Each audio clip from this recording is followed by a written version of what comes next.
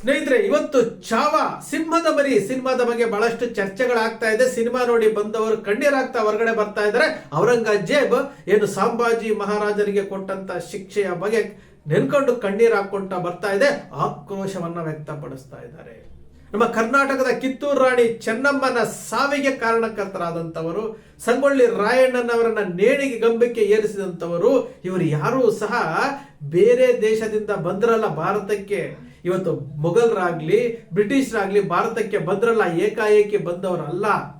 ಅವರು ಬಂದಾಗ ಅವರಿಗೆ ಸಹಕಾರ ಕೊಟ್ಟು ಅವರ ಶಾಸಕಾಂಗ ಮತ್ತು ಕಾರ್ಯಾಂಗ ವ್ಯವಸ್ಥೆಯಲ್ಲಿ ಇವರು ಭಾಗಿದಾರಿಗಳಾಗಿ ಭಾರತೀಯರನ್ನೇ ಆಳಿದ್ರಲ್ಲ. ಅವ್ರ ಜೊತೆ ಸೇರ್ಕೊಂಡು ಭಾರತೀಯರಿಗೆ ಹಿಂಸೆ ಕೊಟ್ರಲ್ಲ. ಕಿತ್ತೂರು ರಾಣಿ ಚೆನ್ನಮ್ಮನಿಗೆ ಸುಳ್ಳು ಹೇಳಿ ಅವ್ರ ಜೀವ ಹೋಗೋ ತರ ಮಾಡಿದ್ರಲ್ಲ. ಸಂಗೊಳ್ಳಿ ರಾಯಣ್ಣನನ್ನ ಏನು ನದಿಯಲ್ಲಿ ಸ್ನಾನ ಮಾಡ್ಬೇಕಾದ್ರೆ ಹಿಡಿದು ಕೊಟ್ರಲ್ಲ, ನೇಣಿಗೆ ಹಾಕಿದ್ರಲ್ಲ. ಅದೇ ರೀತಿಯಾಗಿ ಸಂಭಾಜಿ ಮಹಾರಾಜರಿಗೆ ಹಿಡಿದುಕೊಟ್ಟು ಚಿತ್ರಹಿಂಸೆ ಕೊಟ್ರಲ್ಲ. ಅದರ ಬಗ್ಗೆ ಇವತ್ತು ನಾವು ಮಾತನಾಡ್ತಾ ಇದ್ದೀವಲ್ಲ. ಯಾರು ಕಾರಣಕರ್ತರು? ಬಾಬರನ ಸೈನಿಕರು ಭಾರತ ದೇಶದೊಳಗಡೆ ಬರಬೇಕಾದ್ರೆ ಕೆಲವು ಸಾವಿರ ಸಂಖ್ಯೆಯಲ್ಲಿದ್ದಂತಹ ಬಾಬರ್ನ ಸೈನಿಕರನ್ನ ಭಾರತ ದೇಶದೊಳಗಡೆ ಬರಬೇಕಾದ್ರೆ ಕೋಟಿಗಟ್ಟಲೆ ಇದ್ದಂತಹ ಸುಮಾರು 15-16 ಕೋಟಿ ಜನಸಂಖ್ಯೆ ಇದ್ದಂತಹ ಭಾರತೀಯರು ಅವರನ್ನು ಹಿಮ್ಮೆಟ್ಟಿಸ್ಲಿಕ್ಕೆ ಆಗ್ಲಿಲ್ಲ. ಯಾಕೆಂದ್ರೆ ಅವತ್ತಿನಿಂದ ಇವತ್ತಿನವರೆಗೂ ಈ ವರ್ಗಗಳನ್ನ ಮಾಡಿಕೊಂಡು ಈ ಶೂದ್ರ ಸಮುದಾಯವನ್ನ ತುಳಿತಕ್ಕೆ ಒಳಪಟ್ಟು ಶೂದ್ರರನ್ನ ಅಂಕೆಯಲ್ಲಿ ಇಟ್ಕೊಳ್ಳೋದಕ್ಕೋಸ್ಕರವಾಗಿ ಇವತ್ತು ಏನು ನಾವು ಅನುಭವಿಸ್ತಾ ಇದ್ದೀವೋ ಆಗಿನ ಕಾಲದಲ್ಲಿ ಎಷ್ಟು ಅನುಭವಿಸ್ತಿದ್ರು. ಅವತ್ತು ಶೂದ್ರರನ್ನ ಅವ್ರ ಕೈಯಾಳುಗಳು ಕಾಲಾಳುಗಳಾಗಿ ಇಟ್ಕೊಂಡು ಇದೇ ಮೊಘಲ್ ಸಾಮ್ರಾಜ್ಯದಲ್ಲಿ, ಇದೇ ಬಾಬರನ ಆಸ್ಥಾನದಲ್ಲಿ, ಅದಾದ ನಂತರ ಬಂದಂತಹ ಮೊಘಲ್ ಸಾಮ್ರಾಜ್ಯದಲ್ಲಿ ಭಾಗಿದಾರಿಗಳಾದಂಥವ್ರು ಯಾರು? ಇದೇ ಕೆಲವು ಬೆರಳೆಣಿಕೆಯಷ್ಟು ಜನ, 1% ಇರುವಂತಹಷ್ಟು ಜನ ಆ ಭಾಗಿದಾರಿಗಳಾಗಿ ಶಾಸಕಾಂಗ ಕಾರ್ಯಾಂಗದಲ್ಲಿ ಭಾಗಿದಾರಿಗಳಾದ್ರಲ್ಲ. ಇವರೇ ತಾನೇ ಕಾರಣಕರ್ತರು. ನಾವು ಇತಿಹಾಸ ನೋಡ್ತಾ ಇದ್ದೀವಿ. ಹೇಳಿದ್ರಲ್ಲ, ಇತಿಹಾಸ ಪುಟಗಳಲ್ಲಿ ಬಚ್ಚಿಟ್ಬಿಟ್ಟಿದ್ದಾರೆ ಅಂದ್ರಲ್ಲ, ಇದು ಇತಿಹಾಸ ಪುಟದಲ್ಲಿ ಸೇರ್ಬೇಕಾಗಿರುವಂತದ್ದು. ಮೊಘಲರು ಈ ದೇಶವನ್ನ 100 ವರ್ಷಗಳ ಕಾಲ ಆಳಿದ್ರು. ಯಾವ ರೀತಿ ಆಳಿದ್ರು? ಏಕಾಏಕಿ ಬಂದ್ರ. ಭಾರತದ ಮೇಲೆ ದಂಡೆತ್ತಿ ಬಂದಾಗ ಬೆರಳೆಣಿಕೆ ಎಷ್ಟಿದ್ದಂಥವರನ್ನ ಇವರು ಅಲ್ಲೇ ಹಿಮ್ಮೆಟ್ಟಿಸೋದನ್ನ ಬಿಟ್ಟು ಇದೇ ಭಾರತೀಯರನ್ನ, ಇದೇ ಶೋಷಿತ ವರ್ಗದವನ್ನ ಇಟ್ಕೊಂಡು ಅವ್ರ ಜೊತೆ ಸೇರ್ಕೊಂಡು ಇದೇ ಶೋಷಿತ ವರ್ಗಕ್ಕೆ ಹಿಂಸೆ ಕೊಟ್ರಲ್ಲ. ಯಾರು ತಪ್ಪು? ಯಾರು ನಿಜವಾದ ದೇಶದ್ರೋಹಿಗಳು? ಯಾರ ಬಗ್ಗೆ ಇತಿಹಾಸ ಮುಚ್ಚಿಟ್ಟಿದ್ದಾರೆ? ಈ ಇತಿಹಾಸ ಹೊರಗಡೆ ಬರಬೇಕಲ್ಲ. ಇದೇ ಸಂಗೊಳ್ಳಿ ರಾಯಣ್ಣನನ್ನ ಹಿಡ್ಕೊಟ್ಟವ್ರು ಯಾರು? ಇದೇ ಕುಲಕರ್ಣಿ, ಇದೇ ಶಾನುಭೋಗರು. ಅವ್ರು ಎಷ್ಟು ಹಿಂಸೆ ಕೊಟ್ಟ ಇದೇ ಕುಲಕರ್ಣಿ, ಇದೇ ಸಂಗೊಳ್ಳಿ ರಾಯಣ್ಣನ ತಾಯಿಯ ಬೆನ್ನ ಮೇಲೆ ಕಲ್ಲನ್ನ ಒರೆಸಿದ್ನಲ್ಲ, ಅವನು ಯಾರು? ಅವನು ಬ್ರಿಟಿಷರು ಭಾರತಕ್ಕೆ ಸಾಂಬಾರ್ ಪದಾರ್ಥಗಳಿಗೋಸ್ಕರ ಬಂದ್ರು, ವ್ಯಾಪಾರಕ್ಕೋಸ್ಕರ ಬಂದ್ರು. ಅವರ ಆಡಳಿತದಲ್ಲಿ ಶಾಸಕಾಂಗ ಮತ್ತು ಕಾರ್ಯಾಂಗ ವ್ಯವಸ್ಥೆಯಲ್ಲಿ ಇದ್ದಂಥವ್ರು ಯಾರು? ನಮ್ಮವರೇ ತಾನೇ. ಈ 1% ದೇಶದ್ರೋಹಿಗಳು ಅಂತ ನಾವೇನ್ ಹೇಳ್ತೀವಿ, ಇವರು ತಾನೇ. ಅವತ್ತು ಅವರು ಅದೇ ಮೊಘಲರನ್ನಾಗ್ಲಿ ಬ್ರಿಟಿಷರ್ನಾಗ್ಲಿ ಇದೇ ಶೂದ್ರ ಸಮುದಾಯದವರಿಗೆ ಎತ್ತುಕೊಟ್ಟು ಅವರಿಗೆ ತಿಳುವಳಿಕೆ ಹೇಳಿ ಅವರ ವಿರುದ್ಧ ಇವರು ಸಮರ ಸಾರಿದ್ದಿದ್ರೆ ಈ ಶೂದ್ರ ವರ್ಗ ಇವರು ಮಾಡದೇ ಬೇಕಾಗಿರ್ಲಿಲ್ಲ. ಅವರನ್ನ ಹೇಳಿದ್ರೆ, ತಿಳುವಳಿಕೆ ಕೊಟ್ಟಿದ್ರೆ ಅವ್ರನ್ನ ಹೊಡೆದು ಓಡಿಸ್ತಾ ಇದ್ರು. 100 ವರ್ಷಗಳ ಕಾಲ ಭಾರತೀಯರು ದಾಸ್ಯದಲ್ಲಿ ಬದುಕುವಂತ ಅವಶ್ಯಕತೆ ಇರಲಿಲ್ಲ. ಇವತ್ತು ನಾವು ಚಾವಾ ಸಿನಿಮಾವನ್ನು ನೋಡಿ ಕಣ್ಣೀರಿಡ್ತಾ ಇದ್ದೀರಲ್ಲ, ಇದಕ್ಕೆ ಕಾರಣಕರ್ತರು ಯಾರು ಸ್ವಾಮಿ? ಯಾರು? ಇವತ್ತಿಗೂ ಸಹ ಅಧಿಕಾರದ ಆಸೆಗೋಸ್ಕರವಾಗಿ ಅಧಿಕಾರ ನಮ್ಮ ಮುಷ್ಟಿಯಲ್ಲಿರಬೇಕು, ನಮ್ಮ ಅಂಕೆಯಲ್ಲಿರಬೇಕು, ನಮ್ಮ ಅಂಕೆ ಬಿಟ್ಟು ಹೋಗಬಾರ್ದು ಅಂತ ಹೇಳ್ಬಿಟ್ಟು ಏನೆಲ್ಲ ಪ್ರಯತ್ನಗಳು, ಏನೆಲ್ಲ ಕುತಂತ್ರಗಳನ್ನ ಮಾಡ್ತಾ ಇದ್ದಾರೆ ಇಡೀ ದೇಶದ ಹೆಸರಿನಲ್ಲಿ, ಧರ್ಮದ ಹೆಸರಿನಲ್ಲಿ. ಗೊತ್ತಲ್ಲ, ಇವತ್ತು ನಾವು ಅನ್ಯ ಧರ್ಮದವ್ರನ್ನ ನಾವು ಟೀಕೆ ಮಾಡ್ತೀವಿ.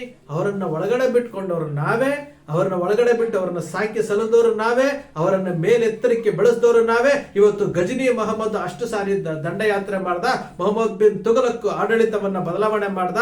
ಇವೆಲ್ಲವನ್ನ ಮಾತನಾಡ್ತೀವಿ ಅಲ್ವಾ? ಅಲಾವುದ್ದೀನ್ ಖಿಲ್ಜಿ ಬಗ್ಗೆ ಮಾತಾಡ್ತೀವಿ, ಬಾಬರ್ ಬಗ್ಗೆ ಮಾತಾಡ್ತೀವಿ, ಅಕ್ಬರ್ ಬಗ್ಗೆ ಮಾತಾಡ್ತೀವಿ, ಹುಮಾಯೂನ್ ಬಗ್ಗೆ ಮಾತಾಡ್ತೀವಿ, ಎಲ್ಲದರ ಬಗ್ಗೆ ಮಾತನಾಡ್ತೀವಲ್ಲ. ಈ ಮೊಘಲ್ ಸಾಮ್ರಾಜ್ಯವನ್ನ ಪೋಷಣೆ ಮಾಡಿದವರು ಯಾರು ಸ್ವಾಮಿ? ಯಾರು? ನೀವೆಲ್ಲ ಬಿಟ್ಟು ಎಲ್ಲ ಮಾಡಿ ಇವತ್ತು ಚಾವಾ ಸಿನಿಮಾದಲ್ಲಿ ಔರಂಗಜೇಬು ಏನು ಸಂಭಾಜಿ ಮಹಾರಾಜರಿಗೆ ಕೊಟ್ಟಂತ ಶಿಕ್ಷೆಯನ್ನ ನೆನೆದು ಕಣ್ಣೀರ್ ಹಾಕ್ತೀರಿ, ಆ ಬೋರ್ಡ್ಗಳಿಗೆ ಮಸಿ ಬಳಿತೀರಿ. ಫಸ್ಟ್ ಮೂಲ ಕಾರಣ ಯಾರ್ರಿ? ಅವತ್ತಿನಿಂದ ಇವತ್ತಿನವರೆಗೂ ನೂರಾರು ವರ್ಷಗಳ ಕಾಲ ಭಾರತವನ್ನು ಆಳಿದಂಥವರು ಅವತ್ತಿಗೂ ಭಾರತೀಯರಿಗೆ ಶೋಷಣೆ ಮಾಡ್ಕೊಳ್ತಾ ಬರ್ತಾ ಇದ್ದೀರಿ, ಇವತ್ತಿಗೂ ಸಹ ಭಾರತೀಯರನ್ನ ಶೋಷಣೆ ಮಾಡ್ತಾ ಇದ್ದೀರಿ ಅಂತಂದ್ರೆ ಅವ್ರು ಯಾರ್ರಿ? ಇದರ ಬಗ್ಗೆ ಇತಿಹಾಸ ಮುಚ್ಚಿಟ್ಟಿದ್ದಾರೆ. ಸಂಭಾಜಿ ಮಹಾರಾಜರ ಬಗ್ಗೆ ಇತಿಹಾಸ ಮುಚ್ಚಿಡ್ತಾ ಇದ್ದಾರೆ ಅಂತೇಳಿ ಇಷ್ಟಿಷ್ಟು ಉದ್ದ ಸ್ಟೋರಿ ಬರೀತಿದ್ರಲ್ಲ ಫೇಸ್ಬುಕ್ ಅಲ್ಲಿ, ಇಷ್ಟಿಷ್ಟು ಉದ್ದ ಬರೀತಾ ಇದ್ದೀರಲ್ಲ. ಸಂಭಾಜಿ ಮಹಾರಾಜರಿಗೆ ಈ ತರ ಹಿಂಸೆ ಕೊಟ್ಬಿಟ್ಟು ಔರಂಗಜೇಬ್ ಆ ರೀತಿ ಹಿಂಸೆ ಕೊಟ್ಟಂದ್ರ ಅದೇ ಔರಂಗಜೇಬ್ ಇವತ್ತು ಭಾರತ ದೇಶದಲ್ಲಿ ಬಂದು ಆಡಳಿತ ನಡೆಸೋದಿಕ್ಕೆ ಕಾರಣಕರ್ತರು ಯಾರು? ಇದರ ಬಗ್ಗೆಯೂ ಸತ್ಯಾನ್ವೇಷಣೆ ಆಗಬೇಕು, ಹುಡುಕಬೇಕು. ಫೇಸ್ಬುಕ್ ಅಲ್ಲಿ ಇಷ್ಟಿಷ್ಟುದ್ದ ಬರೀತಿರಲ್ಲ, ಇದಕ್ಕೆ ಕಾರಣಕರ್ತರು ಯಾರ್ರಿ? ಬಾಬರು ಭಾರತಕ್ಕೆ ಬಂದಾಗ ಎಷ್ಟು ಜನಸಂಖ್ಯೆ ಇದ್ರು? ಅವನಿಗೆ ಸಹಕಾರ ಕೊಟ್ಟವ್ರು ಯಾರು? ಅವನ ಆಡಳಿತದಲ್ಲಿದ್ದಂಥವ್ರು ಯಾರು? ಬ್ರಿಟಿಷರು ಭಾರತಕ್ಕೆ ಬಂದರು. ಬ್ರಿಟಿಷರು, ಫ್ರೆಂಚರು, ಡಚ್ಚರು, ಪೋರ್ಚುಗೀಸರು ಎಲ್ಲರೂ ಭಾರತಕ್ಕೆ ಬಂದ್ರಲ್ಲ. ಯಾರು?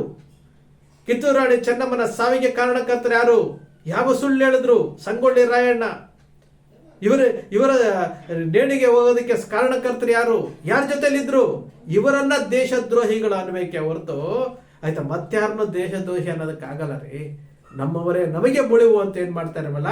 ಇವತ್ತು ನಿಜಕ್ಕೂ ಆ ಚಾವಾ ಸಿನಿಮಾದಲ್ಲಿ ನೋಡಿದಾಗ ಕೊನೆಯ ಏನು ಅಂತಿಮ ದೃಶ್ಯಗಳನ್ನ ನೋಡಿದಾಗ ನಮಗೂ ಒಂಥರ ಬಹಳ ನೋವಾಗುತ್ತೆ. ಇಡೀ ಭಾರತೀಯರನ್ನ, ಇಡೀ ಭಾರತ ದೇಶದಲ್ಲಿರುವಂತಹ ರಾಜರನ್ನು ಬಿಡದಂತವ್ರು ಇವರು ಆ ಮಟ್ಟಿಗೆ ಶಿಕ್ಷೆ ಕೊಟ್ಟಿದ್ದರು. ಜನಸಾಮಾನ್ಯರಿಗೆ ಎಷ್ಟು ಶಿಕ್ಷೆ ಕೊಟ್ಟಿರ್ಬೇಕು? ಇದನ್ನ ನಾವು ಯೋಚನೆ ಮಾಡ್ತಾ ಇದ್ದೀವಿ. ಇವತ್ತಿಗೂ ಸಹ ನಮ್ಮ ಮನಸ್ಥಿತಿ ಬದಲಾವಣೆ ಆಗಿಲ್ಲ.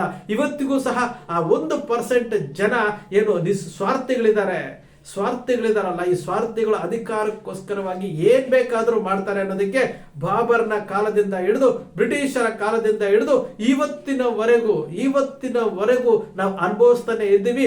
ಇನ್ನೂ ಸಹ ಈ ಶೂದ್ರ ಸಮುದಾಯ, ಈ ಶೋಷಿತ ಸಮುದಾಯ ಇನ್ನೂ ಸಹ ನಾವು ಎಚ್ಚೆತ್ಕೊಳ್ತಾ ಇಲ್ಲ. ಇನ್ನೂ ಸಹ ಸತ್ಯ ಅಂತ ಗೊತ್ತಾಗ್ತಾ ಇಲ್ಲ. ಒಂದು ಸತ್ಯ ಏನಂದ್ರೆ ರಾಣಿ ಎಲಿಜಬೆತ್ 4ನೇ ಜೋನ್ ಇವರ ಪಟ್ಟಾಭಿಷೇಕಕ್ಕೋಸ್ಕರವಾಗಿ ಮಂಗಳೂರಿನ ದೇವಸ್ಥಾನದಲ್ಲಿ 1919ನೇ ಇಸ್ವಿನಲ್ಲಿ ಇಲ್ಲಿ ಪಟ್ಟಾಭಿಷೇಕ ಆಗ್ಬೇಕು, ಇವರು ಒಳ್ಳೇದಾಗ್ಬೇಕು ಅಂತ ಹೇಳ್ಬಿಟ್ಟು ನಮ್ಮ ಹಿಂದೂ ದೇವಸ್ಥಾನಗಳಲ್ಲಿ ಅರ್ಚನೆ ಮಾಡಿಸಿದಂತಹ ಒಂದು ಭಿತ್ತಿ ಪತ್ರ ಇವತ್ತು ನಮ್ಮಲ್ಲಿ ಸಿಕ್ಕಿದೆ. ಅಂದ್ರೆ ಬ್ರಿಟಿಷರು ಭಾರತೀಯರನ್ನ ಹಿಂಸೆ ಕೊಡ್ತಿದ್ರು ಸಹ, ಸಾಯಿಸ್ತಾ ಇದ್ರು ಸಹ, ನಮ್ಮ ಭಾರತೀಯರು, ನಮ್ಮ ಹಿಂದೂಗಳು ಆ 1% ಜನ ಇವತ್ತು ಬ್ರಿಟಿಷರಿಗೆ ಶುಭ ಹಾರೈಸಿ ಅವರ ಶ್ರೇಯೋಭಿವೃದ್ಧಿಯನ್ನ ಬಯಸಿ ಪೂಜೆ ಹವನ ಹೋಮಗಳನ್ನ ಮಾಡ್ತಾರೆ ಅಂತಂದ್ರೆ ನೀವು ಅರ್ಥ ಮಾಡ್ಕೊಳ್ಬೇಕು ನಿಜಕ್ಕೂ ಯಾರು ದೇಶದ್ರೋಹಿಗಳು ಅಂತೇಳಿ. ಇವೆಲ್ಲವನ್ನ ನೋಡ್ತಾ ಇದ್ರೆ ಇವರು ಮಾಡಿದ್ದಂತಹ ಒಂದು ಕೆಲಸಕ್ಕೆ ಇವತ್ತಿಗೂ ಸಹ ಭಾರತವನ್ನ ನೂರಾರು ವರ್ಷಗಳು ಆಳಿ ಇವತ್ತು ಸ್ವತಂತ್ರ ಬಂದು 78 ವರ್ಷ ಆದ್ರೂ ಸಹ ಇವತ್ತಿಗೂ ಸಹ ಆ ಶೋಷಣೆ ನಿಂತಿದ್ಯಾ? ನಿಂತಿಲ್ಲ. ಸ್ನೇಹಿತರೆ, ನಿಮ್ಮ ಅಕ್ಷರ ಮೀಡಿಯಾ ಯಾವತ್ತೂ ಸೃಷ್ಟಿ ಮಾಡೋದಿಲ್ಲ, ಕಲ್ಪನೆ ಮಾಡೋದಿಲ್ಲ, ವಾಸ್ತವದ ವಿಚಾರವನ್ನು ವಿಶ್ಲೇಷಣೆ ಮಾಡುತ್ತೆ. ನಿಮ್ಮ ಅಕ್ಷರ ಮೀಡಿಯಾದ ವಿಶ್ಲೇಷಣೆ ನಿಮ್ಗೆ ಇಷ್ಟ ಆಯ್ತು ಅಂದ್ರೆ ಸಬ್ಸ್ಕ್ರೈಬ್ ಆಗಿಲ್ಲ ಅಂದ್ರೆ ಸಬ್ಸ್ಕ್ರೈಬ್ ಮಾಡ್ಕೊಳ್ಳಿ. ಪಕ್ಕದಲ್ಲಿ ಕಾಣುವಂತ ಬೆಲ್ ಐಕಾನ್ ಪ್ರೆಸ್ ಮಾಡಿ, ಶೇರ್ ಮಾಡಿ, ಪ್ರೋತ್ಸಾಹ ನೀಡಿ.